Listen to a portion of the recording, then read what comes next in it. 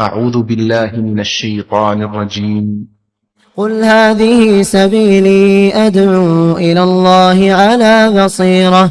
على بصيرة أنا ومن اتبعني وسبحان الله وما أنا من المشركين. شهر رمضان الذي أنزل فيه القرآن هدى للناس وبينات من الهدى والفرقان فمن شهد منكم الشهر فليصمه ومن كان مريضا أو على سفر فعدة من أيام أخر يريد الله بكم اليسر ولا يريد بكم العسر ولتكملوا العدة ولتكبروا الله على ما هداكم ولعلكم تشكرون. السلام علیکم ورحمۃ اللہ وبرکاتہ. الحمد للہ رب العالمین والصلاة والسلام على رسوله الامین وعلى آلہ وصحبہ اجمعین. اما بعد. قال اللہ عز وجل: یا ایہا الذین آمنوا لا تقدموا بین یدی اللہ ورسولہ واتقوا اللہ ان اللہ سمیع علیم. قابل احترام حاضرین مجلس، میرے اسلامی ماؤں اور بہنوں، آج کی تراویح میں سورہ حجرات کی بھی تلاوت کی گئی. سورہ حجرات ہمارے لیے ہمارے اخلاق و کردار کے لیے بڑی اہمیت والی سورت ہے. اس سورت میں اللہ تبارک و تعالی نے ہمیں اللہ اس کے رسول کے ساتھ ادب، عام لوگوں کے ساتھ ادب کرنے کا سلیقہ سکھایا کہ ایک انسان دنیا میں رہتے ہوئے اللہ اس کے رسول کے ساتھ کیسے ادب کرنا چاہیے، اللہ اس کے رسول کی بات آئے تو اس کا کیا رویہ ہونا چاہیے، اور عام لوگوں کے ساتھ اس کا سلوک کیسا ہو، معاشرے میں اس کا وجود دوسرے لوگوں کے لیے کیسا ہو، یہ طریقہ اس صورت میں بتلایا گیا. اللہ تبارک و تعالی اس سورت کی پہلی آیت میں فرماتے ہیں: یا ایھا الذین آمنوا لا تقدموا بین یدی اللہ ورسولہ. اے ایمان والو، اللہ اس کے رسول کے حکم کے آگے نہ بڑھو. واتقوا اللہ، اللہ سے ڈرو. ان اللہ سمیع علیم، یقیناً اللہ تبارک و تعالی سننے والا، بہت زیادہ جاننے والا ہے. اس آیت کریمہ میں اللہ نے کہا کہ اللہ اس کے رسول کے حکم کے آگے نہ بڑھو. ہم میں سے ہر مسلمان اللہ اس کے رسول پر ایمان لانے والے، اللہ اس کے رسول پر ایمان اور یقین رکھنے والے، جب کبھی اللہ اس کے رسول کا حکم آ جائیں تو کسی کے لیے جائز نہیں کہ ان کے حکم کے سامنے اپنی خواہش کو رکھیں یا ان کے حکم کے خلاف ورزی کریں. اگر کوئی آدمی اللہ اس کے رسول کے حکم کی خلاف ورزی کرتا ہے تو وہ بہت بڑے گناہ میں، بہت ہی خطرناک راستے پر چلنے والا ہوگا. اس سورت کی دوسری آیت میں اللہ تعالی فرماتے ہیں: یا ایھا الذین آمنوا لا ترفعوا اصواتکم فوق صوت النبی. کہ ایمان والو، تم اپنی آواز کو نبی کریم صلی اللہ علیہ وسلم کی آواز پر بلند نہ کرو. وَلَا تَجْهَرُوا لَهُ بِالْقَوْلِ كَجَهْرِ بَعْضِكُمْ لِبَعْضٍ. اسی طرح تم اللہ کے رسول کو ایسے نہ پکارو جس طرح تم ایک دوسرے کو پکارتے ہو.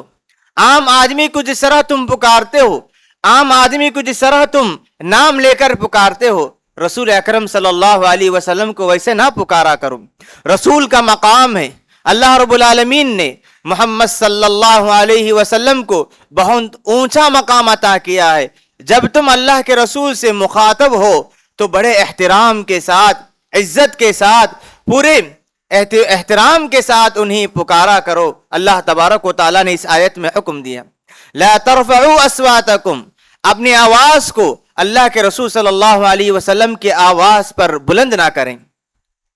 और उसके बाद अल्लाह ताला ने ये सजा सुनाई कि अगर कोई आदमी अपनी आवाज को अल्लाह के रसूल की आवाज पर बुलंद करता है तो अल्लाह ने कहा कि हो सकता है कि इस गुनाह की वजह से उसके आमाल बर्बाद हो जाएं। अल्लाह रब्बुल आलमीन फरमाते हैं, वला तजहरू लहू बिलक़ौलि कजहरि बअदिकुम लिबअदिन अन तहबत अमालुकुम, तुम एक दूसरे को जिस तरह पुकारते हो उस तरह ना पुकारो, कहीं तुम्हारे आमाल बर्बाद ना हो जाए, कहीं तुम्हारे आमाल ज़ाय ना हो जाए। वअंतुम ला तशऊरून, और तुम्हें इसका पता भी ना चले, तुम्हें उसका एहसास भी ना हो। ये आयत जब नाजिल हुई, सहाबा इकराम में से एक सहाबी थे, साबित इब्न कैस रज़ियल्लाहु अन्हु, उन्होंने कहा कि मेरी आवाज ऊंची है, मैं अल्लाह के रसूल के दरमियान में रहता हूं, कभी बातचीत के दरमियान मेरी आवाज अल्लाह के रसूल की आवाज से ऊंची हो जाती है, मेरे आमाल ज़ाय हो गए, मेरे आमाल बर्बाद हो गए। अपने आप पर अफसोस करते हुए अपने घर में जाकर बैठ गए और कहने लगे कि मेरी आवाज अल्लाह के रसूल की आवाज से बुलंद हो जाती है और मेरे अमाल ज़ाय हो गए, बर्बाद हो गए। अपने आप पर अफसोस करते हुए अपने घर में अपने आप को बंद कर लिया। सहाबा इकराम ने अल्लाह के रसूल सल्लल्लाहु अलैहि वसल्लम के पास साबित इब्न कैस रज़ियल्लाहु अन्हु का हाल बयान किया कि अल्लाह के रसूल जब ये आयत नाजिल हुई वो अपने आप को अपने घर में बंद कर लिए हैं और इस डर से कि कहीं आपके सामने उनकी आवाज ऊंची ना हो जाए और उनके अमाल ज़ाय ना हो जाए। अल्लाह के रसूल सल्लल्लाहु अलैहि वसल्लम ने फरमाया कि जाओ उनको खुशखबरी सुना दो कि वो जन्नतियों में से हैं। इस आयत में जो बात बताई गई है इससे मुराद वो लोग हैं जो बेअदबी करते हैं, जो अल्लाह के रसूल के हुक्म के खिलाफ वर्जी करते हैं या अल्लाह के रसूल सल्लल्लाहु अलैहि वसल्लम के हुक्म के खिलाफ अपनी ख्वाहिशात की पैरवी करते हैं, ऐसे लोग मुराद हैं।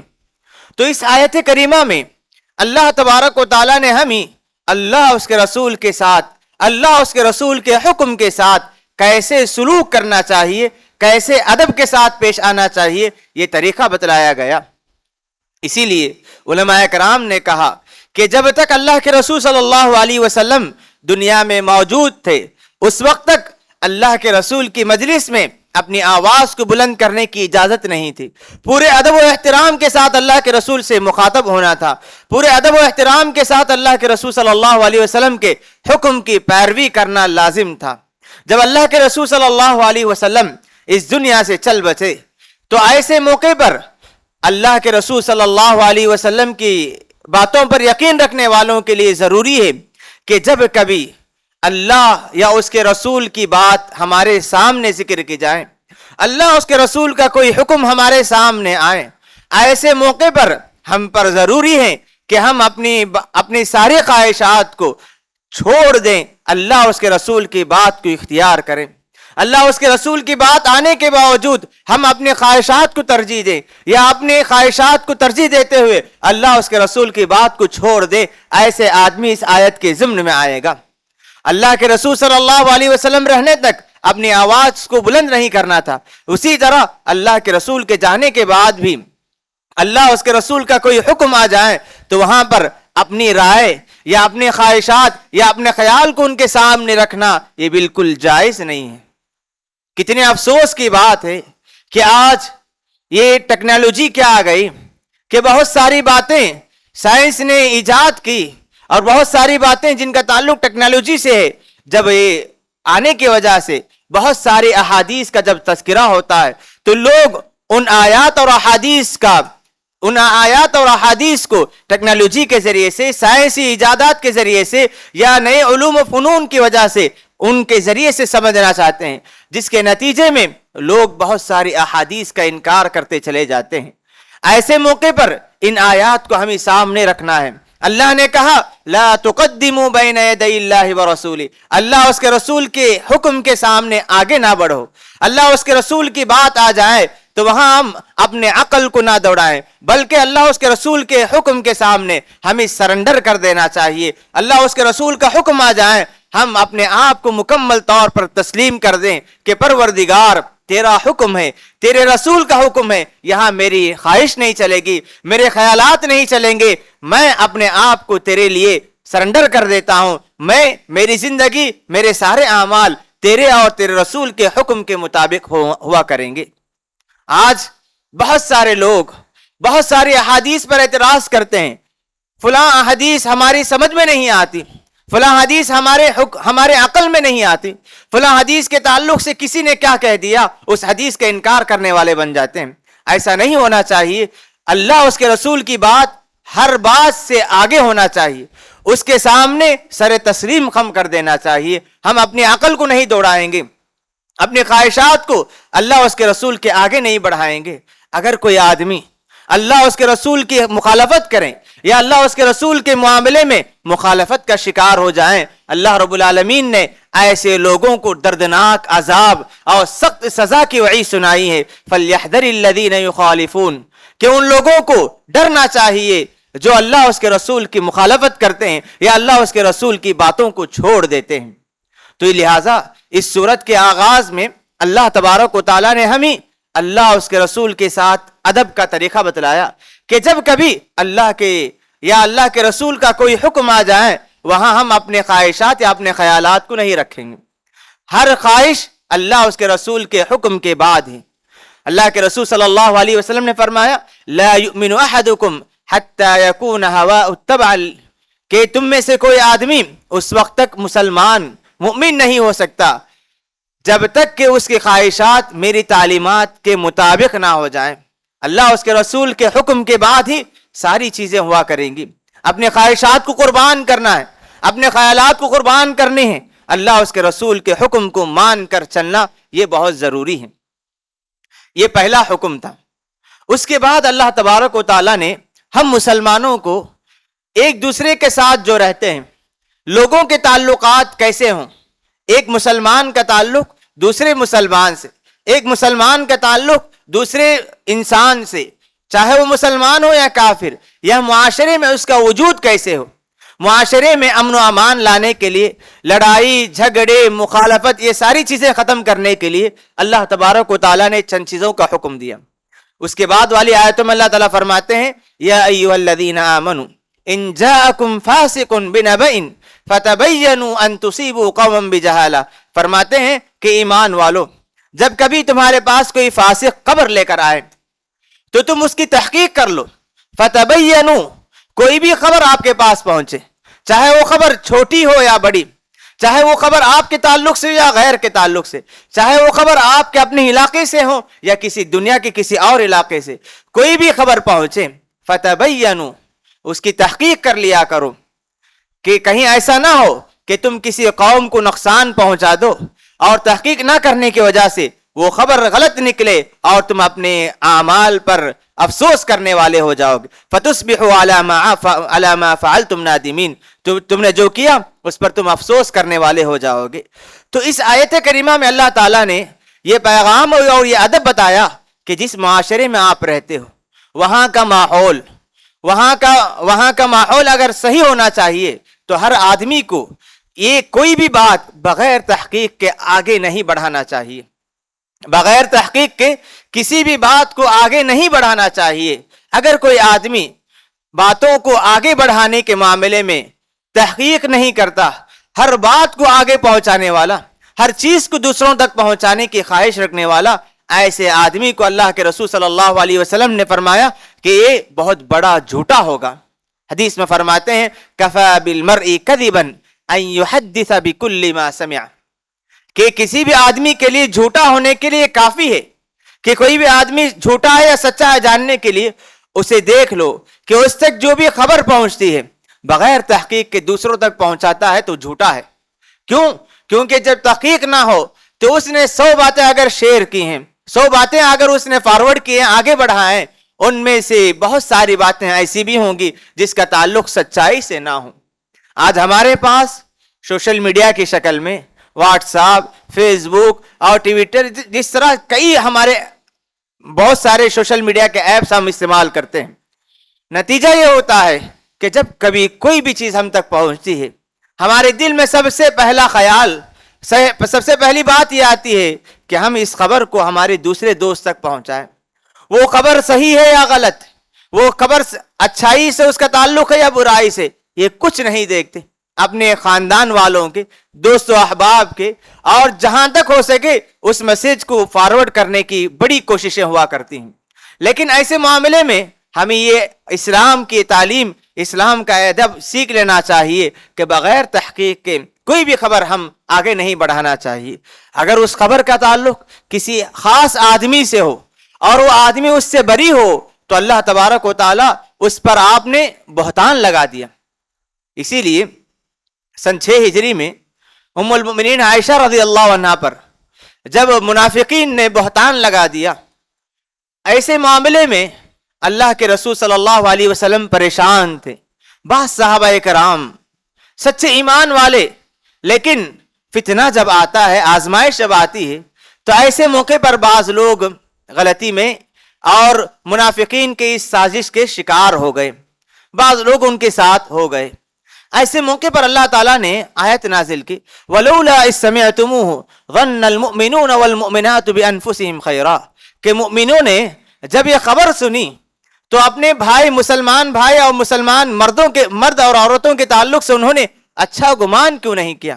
پھر اللہ نے کہا وَلَوْلَا إِذْ سَمِعْتُمُوهُ قُلْتُمْ مَا يَكُونُ لَنَا أَن نَّتَكَلَّمَ بِهَذَا، جب ایسی باتیں آ رہی ہیں جس کے تعلق سے تمہارے پاس کوئی ثبوت نہیں، کوئی دلیل نہیں، تم نے اس کی تحقیق نہیں کی، ایسی بات جس کا تعلق تم سے بھی نہیں ہے، جب تمہارے پاس ایسی بات آئی تو تم نے کیوں نہیں کہا کہ ایسے باتوں سے ہمارا کوئی تعلق نہیں؟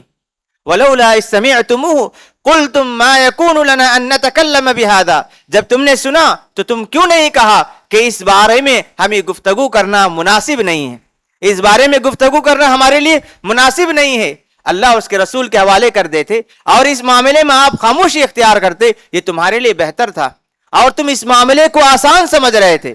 آج کبھی کوئی خبر ہم تک پہنچتی ہے، اس کا تعلق کسی مسلمان بھائی سے ہو، یا اس کا تعلق کسی مسلمان کی عزت سے ہو، یا اس کا تعلق کسی مسلمان مرد یا عورت کے ناموس سے ہو، اور اسے ہم لوگوں تک پہنچا دیں، جس کی وجہ سے اس کی عزت میں یا اس کے مقام و مرتبے میں کوئی گراوٹ، یا لوگ اس کے تعلق سے بری سوچ یا بدظنی کے شکار ہونے والے ہوں، تو آپ نے بہت بڑا گناہ کیا، بہت بڑا گناہ کرنے والے ہو جائیں گے۔ اسی لیے آج دیکھیے ہمارے سامنے دنیا کی حالت ہم جانتے ہیں، دنیا میں جو کچھ ہو رہا ہے سب کچھ جانتے ہیں، لیکن میسیجز اس قدر فارورڈ کرتے ہیں، وہ میسیج یا کوئی پیغام یا خبر صحیح ہے یا غلط نہیں معلوم، اور ہر آدمی خبر کو ایک دوسرے تک پہنچانے کی کوشش کرتا ہے، اور ہر آدمی اپنے رائے کا اظہار کی بھی کوشش کرتا ہے کہ کسی ملک نے کسی پر حملہ کیا، کسی ملک نے کسی پر حملہ کیا، اور وہاں پر ایک دوسرے کے خلاف کیچڑ اچھالنے، ایک دوسروں کے خلاف جو بڑے عہدوں پر ہیں، بادشاہ ہیں یا بڑے عہدوں پر ہیں، ان کے خلاف کہنے، اس طرح ساری باتیں ہماری معاشرے میں پائے جاتے ہیں۔ کسی بھی عالم کے تعلق سے کوئی بات پہنچ گئی کہ اس نے کسی معاملے میں انسان ہونے کے ناطے اس سے کوئی غلطی ہو گئی، اس کو بہت بڑا بنا کر ایک دوسرے تک پہنچائے جاتے ہیں، اور مجلسوں میں گفتگو کا موضوع ہو جاتا ہے۔ اس طرح نہیں ہونا چاہیے۔ جب کوئی بھی معاملہ ہو، چاہے اس کا تعلق کسی خاص آدمی سے ہو، یا کسی عالم سے ہو، یا کسی منصب والے سے ہو، یا کسی رشتہ دار سے ہو، ایسے میں اس کا تعلق آپ سے نہیں ہے تو آپ کو اپنی زبان استعمال کرنے کی اجازت نہیں ہوگی۔ آپ نے اگر اس معاملے میں شریک ہوئے، آپ نے اپنی زبان یا اپنی رائے پیش کر دی، تو سمجھو کہ اس معاملے میں آپ بھی شریک ہو گئے۔ اگر اس کا تعلق بہتان سے ہو، الزام سے ہو، یا غلط خبر سے ہو، آپ نے اپنے رائے کا اظہار کر دیا، تو اس معاملے میں جتنے لوگ برے ہوں گے، اس معاملے میں جتنے ملزم ہوں گے، اس معاملے میں جتنے لوگ گنہگار ہوں گے، اس میں آپ بھی برابر کے گناہ میں شریک ہو جائیں گے۔ خبروں کو دوسروں تک پہنچانے یا خبروں کے تعلق سے لاپرواہی اور سستی اور تحقیق نہ کرنے کی وجہ سے بہت ہی بڑے گناہ میں ہم پڑ سکتے ہیں۔ یہ جو ہمارے سامنے جو موبائل فون کی شکل میں، اس کو اچھے کام کے لیے استعمال کرنا چاہیے، اچھے کام کے لیے، اچھی باتوں کے لیے، قرآن و حدیث کی باتوں کے لیے شیئر کرنے کے لیے استعمال کرنا چاہیے۔ ایک بڑی مصیبت یہ بھی ہے کہ واٹس ایپ میں، فیس بک میں بہت ساری ایسی باتیں آتی ہیں اور ان میں اللہ اس کے رسول کی طرف باتیں منسوب ہوتی ہیں یا صحابہ اکرام کی طرف باتیں منسوب ہوتی ہیں، لیکن ان باتوں کا تعلق نہ صحیح، وہ باتیں صحیح حدیث سے ثابت نہیں ہوتی، لیکن لوگ اسے جیسے ہی اللہ کے رسول کی بات قال اللہ قال الرسول دیکھتے ہیں بغیر تحقیق کے فارورڈ کر دیتے ہیں۔ جمعے کا دن آتا ہے، جمعے کی مبارکبادی، کوئی بھی کام آئے، کوئی بھی حدیث آپ کے سامنے آئے، یہ حدیث اس پر عمل کرنے پر اتنے ہزار نیکیاں، واہ، فوراً اس کو شیئر کر دیا، اس کی تحقیق نہیں کی، اس حدیث کے تعلق سے یہ صحیح ہے یا غلط ہے کسی عالم سے نہیں پوچھا، آیا جسے آپ پر اعتماد ہے ان سے تحقیق نہیں کی، فوراً آپ نے اس ضعیف حدیث کو یا موضوع اور من گھڑت حدیث کو دوسروں تک پہنچا دیا، اور اس میں جو فضیلتیں ہوتی ہیں ان سے خوش ہو جاتے ہیں اور سوچتے ہیں کہ جس فضیلت کو میں حاصل کرنے والا ہوں وہی فضیلت میرا دوست بھی حاصل کر لے، میرے رشتہ دار بھی حاصل کر لے، حالانکہ وہ حدیث ضعیف ہوا کرتی ہے یا بغیر تحقیق کے لوگ فارورڈ کرتے ہیں تو اس میں یہ بھی شریک ہو جاتا ہے۔ اگر وہ بات حدیث ضعیف ہو یا من گھڑت ہو، آپ نے اسے شیئر کیا، بہت بڑے وعید میں آپ پڑ جائیں گے۔ اللہ کے رسول نے فرمایا جو آدمی جان بوجھ کر مجھ پر جھوٹ گھڑے تو وہ اپنا مقام جہنم میں بنا لے، فَلْيَتَبَوَّأْ مَقْعَدَهُ مِنَ النَّارِ۔ احادیث کے معاملے میں بھی جب تک آپ کو یہ معلوم نہ ہو کہ حدیث صحیح ہے، ہم نے معتبر علماء سے سنا ہے، جب تک اسے فارورڈ نہ کریں، آپ کو نہیں معلوم ہے یا آپ تک پہنچا ہے تو اسے وہیں تک روک لیں، جب تک آپ تحقیق نہ کریں دوسروں تک نہ پہنچائیں۔ تو اس معاملے میں ہمیں سوچ سمجھ کر ان چیزوں کا استعمال کرنا چاہیے۔ اس کے بعد اللہ تعالیٰ نے 2-3 آیت کے بعد اللہ رب العالمین فرماتے ہیں انما المؤمنون اخوہ، کہ لوگوں مسلمان آپس میں ایک دوسرے کے بھائی ہیں، ان کے تعلقات اچھے ہونے چاہیے۔ ہر آدمی اپنے دوسرے مسلمان بھائی کے تعلق سے اچھی سوچ، اچھا خیال، اچھی فکر رکھنے والا ہو۔ معاشرے میں ہر وہ چیز جو ان کے تعلقات کو بگاڑ دیں یا ان کے خیالات کو بگاڑ دیں، اللہ رب العالمین سے ان چیزوں سے روک دیا۔ ان میں سے سب سے پہلی چیز اللہ نے فرمایا یا ایھا الذین آمنوا لا یسخر قوم من قوم، ایمان والو کوئی جماعت دوسری جماعت کا مذاق نہ اڑائے، کوئی بھی جماعت دوسری جماعت کا مذاق نہ اڑائے، دوسروں کے عیب بیان نہ کرے یا اسے ایسے نام سے یا ایسے کام سے اس کو یاد نہ کرے جس کی وجہ سے اسے تکلیف ہوتی ہو، جس سے وہ ناراض ہوتا ہو، جسے وہ ناپسند کرتا ہو۔ اللہ نے کہا لا یسخر قوم من قوم عسى ان یکونوا خیرا منہم، جو جماعت، جو آدمی دوسرے کا مذاق اڑاتا ہے ہو سکتا ہے وہ اس سے زیادہ بہتر ہو، دنیا میں بہتر ہو یا اللہ کے پاس اس کا مقام اس سے زیادہ بہتر ہو۔ ولا نساء من نساء عسى ان يكن خيرا منهن، کہ کوئی عورتوں کی جماعت دوسری عورتوں کی جماعت کا مذاق نہ اڑائے، ہو سکتا ہے کہ جس جماعت کی یا جس عورت کا مذاق اڑایا جا رہا ہے وہ اس سے بہتر ہو۔ یہ بہتر دنیا میں بھی ہو سکتے ہیں یا اللہ کے پاس بھی ہو سکتے ہیں۔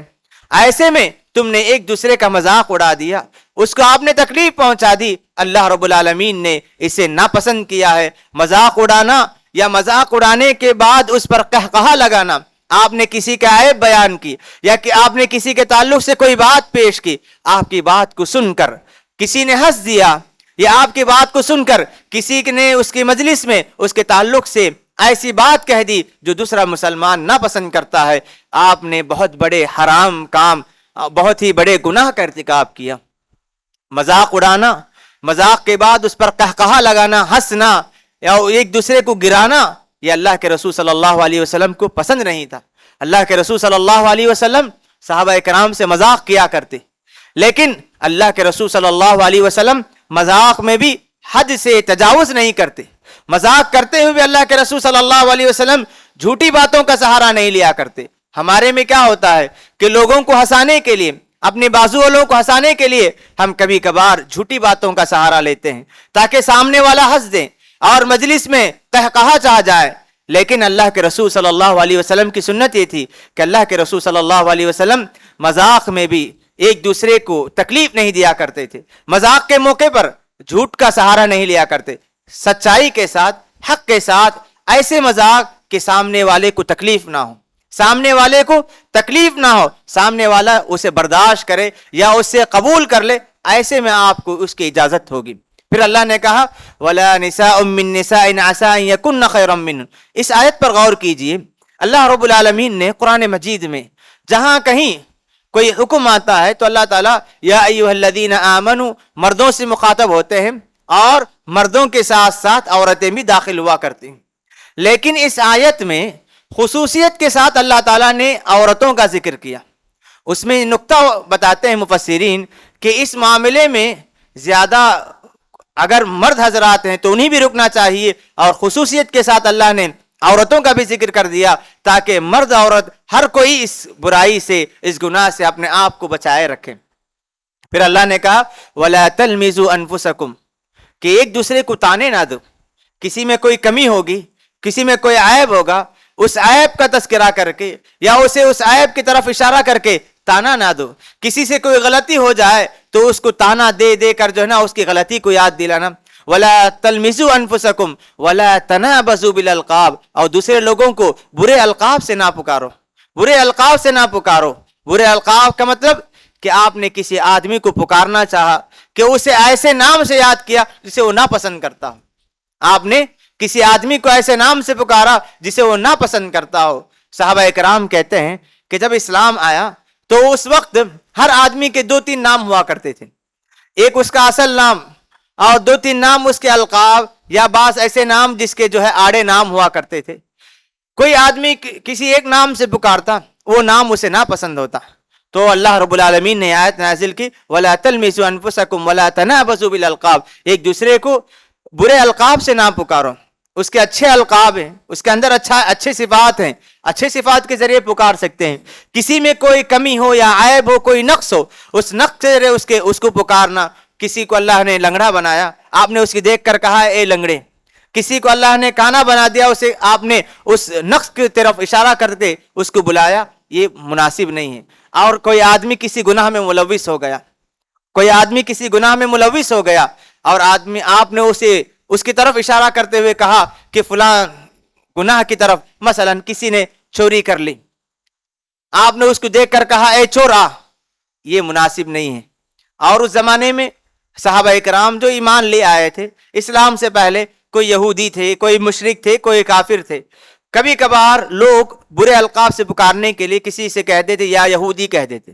اسلام لا چکے ہیں، اسلام لانے کے بعد یہودی کہہ کر پکارنا یہ عیب ہے، برے القاب میں سے، اسے ناپسند کیا گیا. اسی لیے اللہ کے رسول صلی اللہ علیہ وسلم اللہ نے آیت میں کہہ دیا کہ کسی کو برے القاب سے نہ پکارو. بئس الاسم الفسوق بعد الایمان ایمان والو، ایمان لانے کے بعد برے القاب سے پکارنا گناہ ہے. برے القاب سے پکارنا گناہ ہے. اس آیت کے اختتام پر غور کیجئے، یہی اہم پیغام ہے.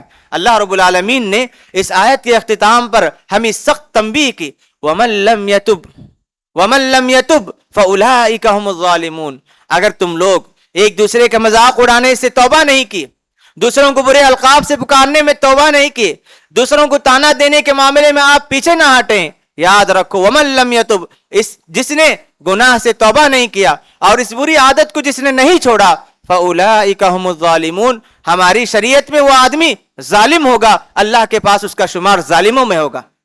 کتنی خطرناک بات ہے کہ ایک دوسرے کا مذاق اڑانے کو ہم معمولی سمجھتے ہیں، ایک دوسرے کو برے القاب سے پکارنے کو معمولی سمجھتے ہیں، تانا دے دینا ہم یہ معمول بات ہیں. لیکن اللہ نے کہا اگر کسی نے اس معاملے میں پیچھے نہیں ہٹا، اللہ اس کے رسول کی بات نہیں مانی اور اس برے اخلاق سے اپنے آپ کو پاک نہیں کیا، اللہ کے پاس اس کا شمار ظالموں میں ہوگا، ظالموں میں اس کا شمار ہوگا. کل روز قیامت اس کا شمار ظالموں میں سے ہوگا جس نے مسلمان بھائی پر ظلم کیا. تو اس طرح معاشرے کو بہتر بنانے کے لیے، ہمارے تعلقات کو بہتر بنانے کے لیے جو آداب بتائے گئے اس صورت میں اللہ رب العالمین نے اللہ اس کے رسول کے ساتھ بھی اچھے آداب اور لوگوں کے ساتھ بھی اچھے آداب کے ساتھ رہنے کا پیغام دیا. اگر کسی نے ان معاملات کو آسان سمجھا تو اللہ رب العالمین نے سخت وعیدیں سنائی ہیں. اس کے بعد اللہ نے کہا یا ایھا الذین آمنوا اجتنبوا کثیرا من الظن اسی طرح لوگوں کے تعلقات کو بگاڑنے والی چیز بد ظنی ہے. ہر ایک دوسرے کے تعلق سے برا گمان رکھنا، کسی کو کہیں جاتے ہوئے دیکھا، کسی اس کے تعلق سے بدگمانی، رمضان کے مہینے میں کسی نے کسی کی دکان پر کھڑے ہوئے دیکھا یا کسی ہوٹل میں کھڑے ہوئے دیکھا، ہو سکتا ہے کسی اور کی مدد کے لیے اس نے ہوٹل میں کوئی کھانا لیا ہو، آپ نے فوراً سمجھ لیا کہ رمضان کا مہینہ ہے اور یہ روزے کے بغیر ہوٹل میں داخل ہو رہا ہے۔ یہ سب بدظنی ہے۔ جب تک آپ کے تعلق سے آپ کے پاس کوئی پکا ثبوت نہ ہو، کسی کے تعلق سے کوئی خیال قائم کرنا، کوئی رائے قائم کرنا یہ جائز نہیں۔ پھر اللہ نے غیبت کرنے سے منع فرمایا۔ غیبت کے تعلق سے تفصیلی بات کل آ چکی ہے، تو لہٰذا ہمیں ان ساری برائیوں سے ہمیں اپنے آپ کو پاک کرنا چاہیے۔ جو آدمی اللہ اور اس کے رسول نے جن باتوں سے منع کیا ان باتوں سے رک جائیں اور حسن اخلاق سے اپنے آپ کو آراستہ کر لے، اخلاق والا بن جائیں، اللہ اور اس کے رسول نے ان کے لیے بڑی خوشخبریاں سنائی ہیں۔ اللہ کے رسول صلی اللہ علیہ وسلم فرماتے ہیں کہ انا زعیم ببیت بربض الجنہ، کہ میں اس آدمی کے لیے قیامت کے دن جنت میں گھر کی گارنٹی دیتا ہوں، میں ضمانت دیتا ہوں، جو آدمی مذاق کرتے ہوئے بھی جھوٹ نہیں بولتا، جو آدمی حق میں ہوتے ہوئے بھی لڑائی کو چھوڑ دیتا ہے، جو آدمی حسن اخلاق کو اختیار کرے، ایسے آدمی کو میں کل روز قیامت جنت میں گھر کی ضمانت دیتا ہوں۔ مذاق کرتے ہوئے بھی سچی بات کہنا، صحیح بات کہنا، جھوٹی بات کا سہارا نہیں لینا۔ اور کبھی کبھار معاشرے میں ایک دوسرے سے ملاقات ہوتی ہے، لڑائی جھگڑے میں ہوتے، حق پر ہوتے ہوئے بھی لڑائی کو چھوڑ دے اور یہ سمجھ کر کے لڑائی شریعت میں ناپسندیدہ ہے، آپ نے دوسرے کو چھوڑ دیا حالانکہ آپ حق پر تھے، ایسے آدمی کے تعلق سے اللہ کے رسول نے فرمایا کہ روز قیامت میں اس کے لیے جنت کی گارنٹی دیتا ہوں۔ حسن اخلاق کو اختیار کرنا چاہیے۔ ہمارے اخلاق کو متاثر کرنے والے ہر عادت سے، برے اخلاق سے، بری چیزوں سے ہمیں دور رہنا چاہیے۔ یہ چند اہم باتیں تھیں سورہ حجرات کی روشنی میں۔ ان آداب کا اگر ہم خیال کریں گے تو ہماری زندگی بہتر بن جائے گی، ہمارے تعلقات اللہ کے ساتھ بھی صحیح ہو جائیں گے، لوگوں کے ساتھ بھی ہمارے تعلقات بہتر ہو جائیں گے۔ رب العالمین سے دعا ہے کہ پروردگار مجھے اور آپ کو ان اخلاق و آداب کو اختیار کرنے کی توفیق عطا فرمائے۔ رب العالمین مجھے اور آپ کو ہر قسم کے برے اخلاق سے، برے عادات سے، برائیوں سے دور رہنے کی توفیق عطا فرمائے۔ اللہم آمین۔ وصلی اللہ علی نبینا محمد وعلی آلہ وصحبہ اجمعین۔